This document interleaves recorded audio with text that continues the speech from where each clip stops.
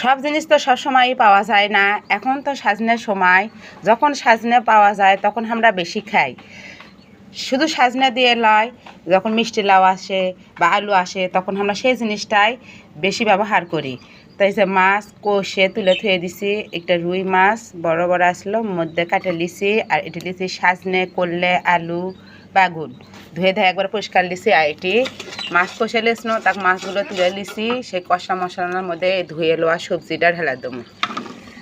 আমার করলে দিয়ে আর সাজনে দিয়ে পাতলা ঝোল খেতে সেই ভালো লাগে।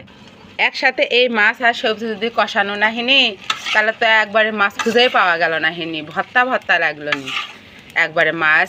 আর একসাথে কষালে সবজির একটা আস্তে আস্তে গন্ধ লাগবে মাছের সাথে, তার জন্যে আলাদা করে মাছ কষে নিয়ে থুয়ে দিন। আর ওই কষা মশলার মধ্যে এই সবজিগুলোও কষে দিচ্ছি। তা আপনি কেটে সাজনে করলে দিয়ে খেতে কেমন লাগে অবশ্যই কমেন্ট করে জানাবেন। করলে তিতে লাগে না, এখনকার করলে তো তিতে লাগে, যখন বর্ষা মাস পানি হয় তখনই করলে তিতে লাগে।